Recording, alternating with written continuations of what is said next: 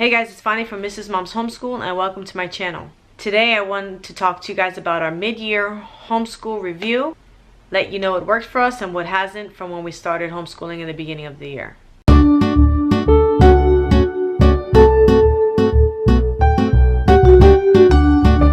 If you're new to my channel, I do a lot of homeschooling, day to life, teaching your children, parenting, and preschooler videos. So if you're interested in any of those things, go ahead and browse around my channel and consider subscribing if you like what you see.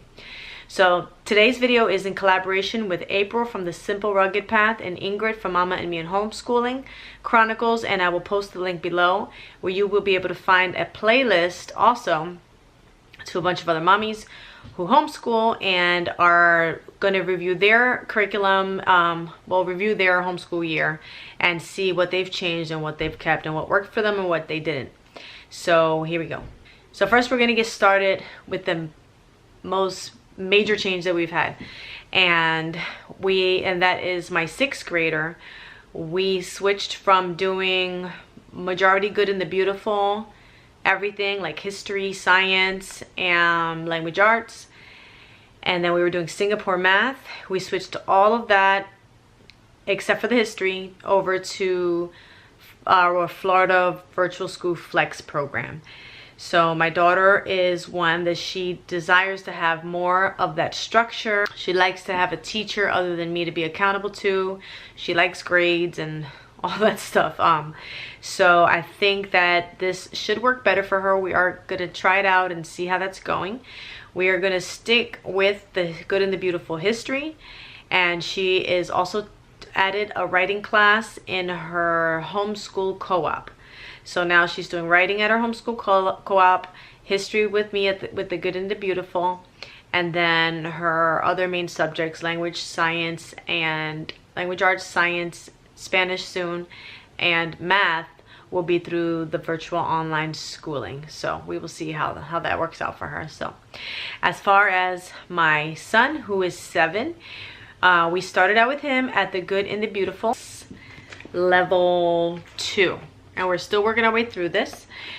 We will complete the whole thing. I love it. I think it's awesome. He's very ahead in reading and spelling and grammar. He can edit papers, and I think it's amazing. I really love this curriculum. If you want a full review on that, you can go ahead and check the card, and you'll find the review to a lot of these curriculums in my curriculum reviews playlist.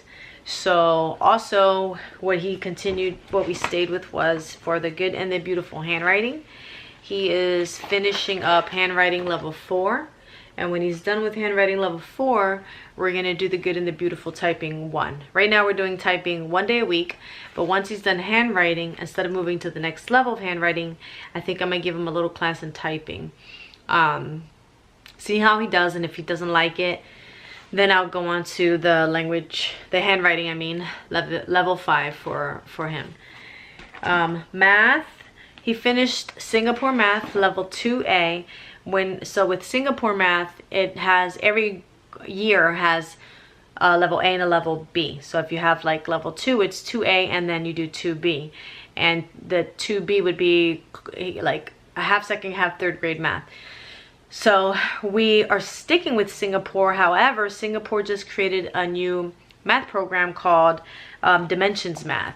So we are now working through Singapore Dimensions Math, which is an updated version of the Singapore Math. They do still have the other one, but I like this one better. It's a lot more colorful. We decided not to go with the workbook as well. My son learns very quickly, and he writes slowly. So he understands the concepts, and I don't really feel the need to go ahead into the workbook and give him like 20 more problems, which takes him forever because he writes slower when he gets the concept right away. So we're doing this now. We like this. And then as far as reading, the good and the beautiful language arts reader, he finished that like the first 2 weeks. So now we're just doing different books. He just finished Dr. Dolittle, which is a book that I selected for him. We alternate between those, and sometimes the good and the beautiful will recommend their own book, so we're doing some of those. And when he's done these, whatever my son's into, I'll get him books from the library, and he can work through reading those during his reading time. So right now he's really into natural disasters, so I have a lot more of these downstairs. What are natural disasters, sweeping tsunamis, crashing avalanches. So we have all the natural disasters. I don't know if he likes reading them because they scare him. I hope not, because if that's the reason, I don't want to read them anymore. He just seems really into it. He thinks they're really amazing, all these different things that happen. So this really goes into the science behind it. It's not, you know, as scary. It just tells about why they happen and what they are and stuff like that. So I like these books. This is the Dr. Dolittle book that he read before. So I like these little books. There's a bunch of these that have all the classics. Dalmatian Press children's classic. So okay, so 3 new things that we started is I started a whole new schedule for him. Here's a sample lesson plan for this week. I'll talk about, we also added morning basket. Okay, so we do morning basket. We do math every day. We do language arts every day. Science. Okay, so actually, I'm just gonna let you look at this real quick, and then I'm gonna talk about it. Okay. So one of the newest things that we started in our homeschool is really doing our morning basket. We've always had the morning basket, but we didn't do it consistently. We just did it like whenever we had time. But now, my new goal is to wake up. I've been waking up at 6 a.m. to get up before the kids, to pray, to have my downtime, my me time, my time with God, and make breakfast so that everything is smoother, so that by the time it's 8 or 9 o'clock, the kids are fed, dressed, chores, you know, morning list done, and we can go ahead and start with our morning basket. So the first thing we do in morning basket is Bible. So I have the kids with their devotionals. I got them little notebooks, and in there we write the Bible verse for the week. Every day they write it so they can memorize it. And then they write something they want to be prayed for, and then we pass the journals around in a circle, and we pray for each other's needs. After that, I'll go into, if I'm led to teach them a specific thing, I'll go into a lesson that I've prepared for that day. If not, I have this book downstairs. I have a book. It's a day-by-day Bible. It's the message version for the kids, and it's really good. It makes everything like just very clear to understand. So I'll go and I'll read a portion of that, and then we'll just discuss it. We'll talk about it, and I'll ask them questions and stuff. And so that's what we do for morning basket. We alternate through a couple of books. As a matter of fact, what I'll do is I'll make a video about my new morning basket in the next video, so you guys can see all of that. So if you come back here in about a week or so, it should be in my description. And then so another thing I've added is electives. So every day my son would do something different, just to expose him to different things, see what he likes, and if, you know, get him a little skills here and there. So we'll do piano from this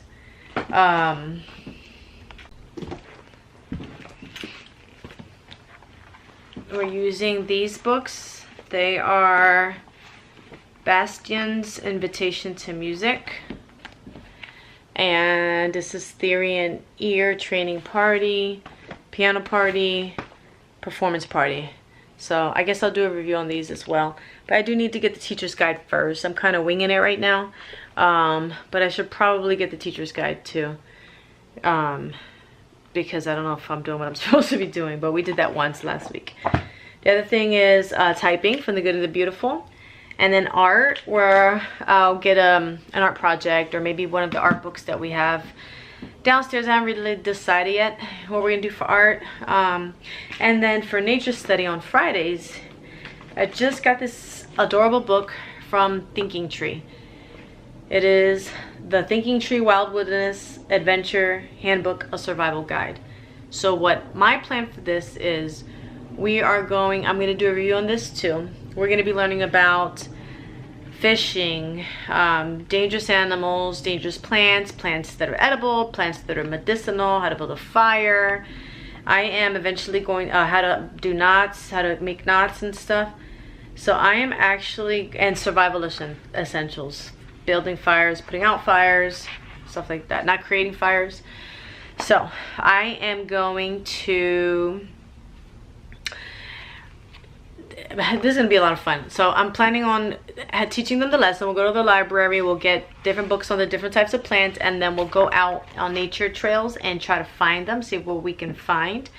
And then I actually want to do a camping trip to put all these things into practice. My kids have never been camping before. So I would really like to do that this year once we've studied a lot from this, or maybe in the middle of it. And I will definitely bring you guys along for that. So make sure you click the notification bell so you can see whenever I'm posting new videos, because I have some exciting stuff coming up for you guys. And so I'm very excited about this. I will do a review of this book as well. Okay, so then the next thing that I included in our homeschooling this year is PE. So for PE, we're either playing games outside, or we're playing games in the house, or we're going to the playground.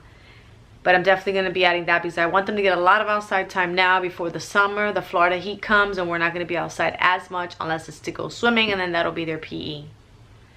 And then for I've added fun in my son's schooling. So at the end of the day, when all of his coursework is done, he can either do his laser maze game, watch a documentary, he can watch educational YouTube channels, he can play his Osmo game, we can play board games that are educational, cards, or educational games on his iPad. So there will be a time, like an hour in between there, where he can do fun stuff, but it has to be educational activities. And the reason why I have educational activities is because if I give him his free time, because I don't want him to waste his time playing video games or, you know, stuff like that. Like he has plenty of time to play with toys throughout the day when I'm jumping back and forth between the girls and him. So I would like him to spend some designated time doing educational activities and other things that he maybe find, that he could find interesting. So also on Fridays, we don't have like, for math, so I created Fun Fridays for him. So on Fridays for math, we're gonna do different math games. It could be a board game or a fun worksheet that I found online, videos, documentaries, the nature guide, games, and we're also gonna be doing 5 pages in this fun schooling book that we were started over December. It's a do-it-yourself curriculum fun schooling with Minecraft. Once again, you'll find reviews to all these books soon. So that's that. So yes, I've added more fun into my son's homeschooling.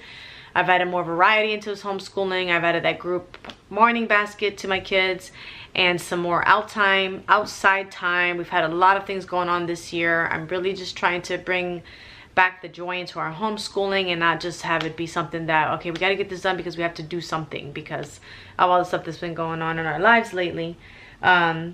And I'm looking around because for my preschooler, I have created for her, she just turned 3, so I created a lesson plan for 2 and 3-year-olds that will last about a month, and I'll probably go ahead and do one every month until I feel like she's maybe like 3.5 or 4. Then I'll start the Good and the Beautiful pre-K with her.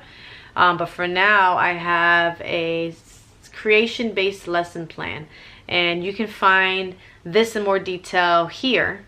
But for now, it's learning of verse in the Bible of creation, and then like when it said God created like the oceans and the land. So then we'll be talking about water and land, and then we'll be doing for science and sensory, we'll be doing mixing colors in water or water experiments, doing activities in the water table, water-based art. I also have math, which right now is just recognizing the numbers. And then eventually we'll do patterns, and we'll do, you know, stuff like that. And like I said, this is based for 2 and 3-year-olds. And then she'll have some literacy where we're learning 1 letter every 2 weeks, and we'll have hands-on activities for that. No handwriting, no tracing, none of that stuff. Just hands-on, guided learning. And if you guys are interested in that, I am creating the entire month to sell on Teachers Paid Teacher. So when that comes, you'll be looking for a video for that. So anyway, there were lots of changes in our homeschooling this year, and here's our original plan for 2nd grade. And I hope you guys enjoyed that. I hope it wasn't too all over the place or too long-winded, but we did have a lot of changes this year in our homeschooling.